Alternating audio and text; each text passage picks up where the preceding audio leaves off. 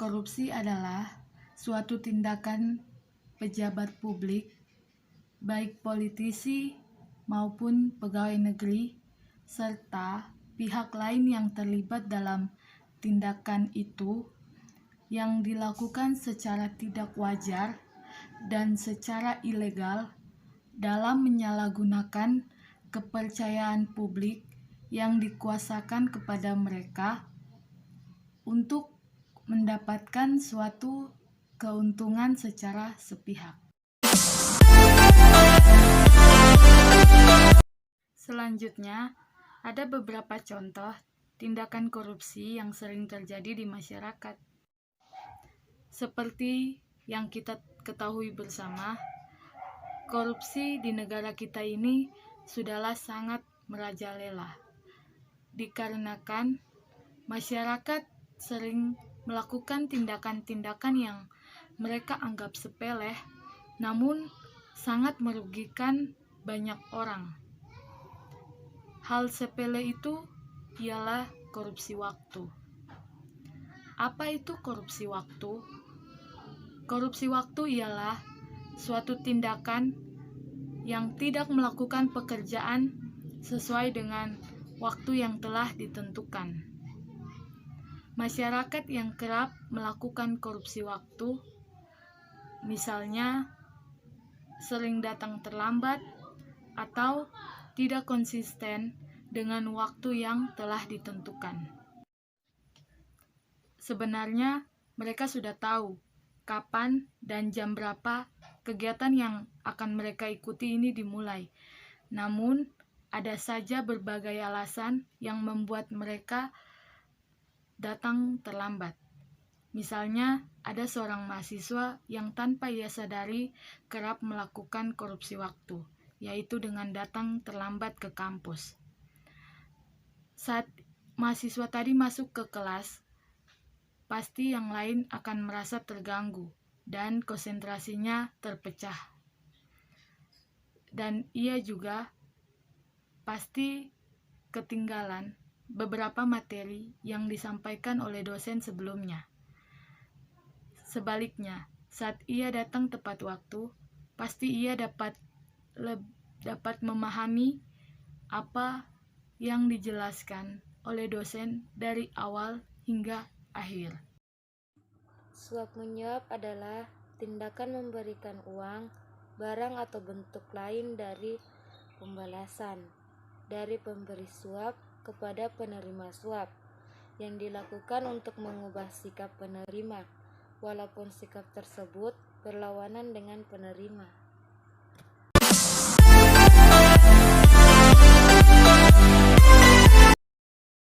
Upaya pencegahan anti korupsi. Upaya pencegahan anti korupsi dapat menimbulkan sikap dan moral anti korupsi dengan menjadikan kepribadian yang berintegritas dan kepribadian yang berkeutamaan.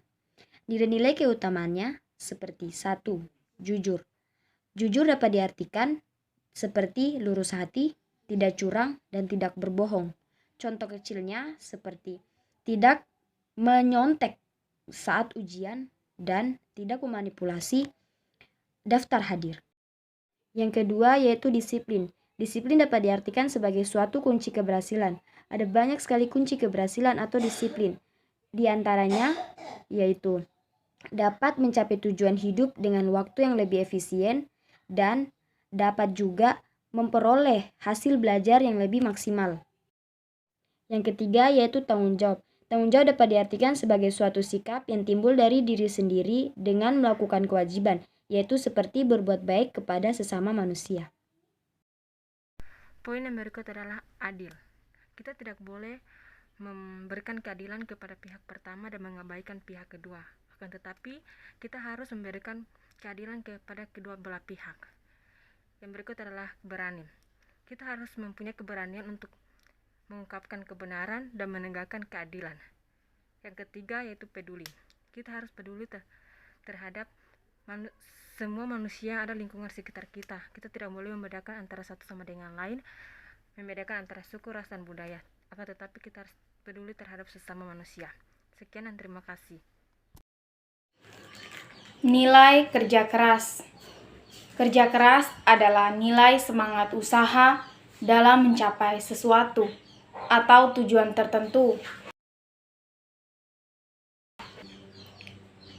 Kerja keras dalam anti korupsi dapat dilihat dari usaha seseorang tanpa memandang dan mengharapkan bantuan dari orang lain. Nilai sederhana. Sederhana adalah sikap di mana manusia hidup sesuai dengan kemampuannya, tanpa memaksakan diri atau kehendaknya agar sama seperti orang lain. Selanjutnya, nilai mandiri.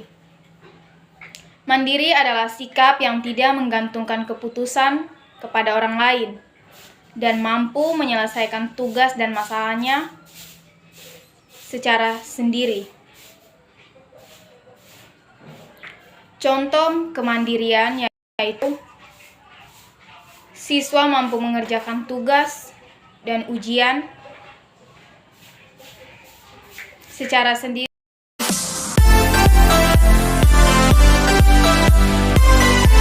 Hukum-hukum atas tindakan korupsi.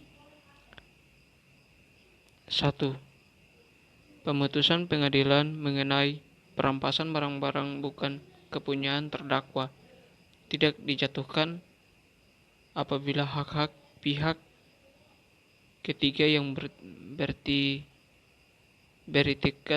bertekad baik akan dirugikan. 2. Dalam hal ini putusan pengadilan sebagaimana dimaksudkan dalam ayat 1 termasuk juga barang pihak ketiga yang mempunyai itikat baik, maka pihak ketiga tersebut dapat mengajukan surat keberatan kepada pengadilan yang bersangkutan dalam waktu paling lambat 2 hari atau 2 bulan setelah putusan pengadilan diucapkan di sidang terbuka atau umum. Yang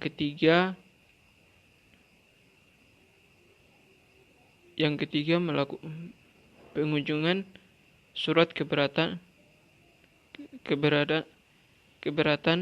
sebagaimana dimaksudkan dalam ayat 2 tidak menangguhkan atau menghentikan pelaksanaan pemutusan pengadilan dalam keadaan sebagaimana yang dimaksudkan dalam ayat 2. Hakim meminta keterangan penuntut umum dan pihak yang berkepentingan.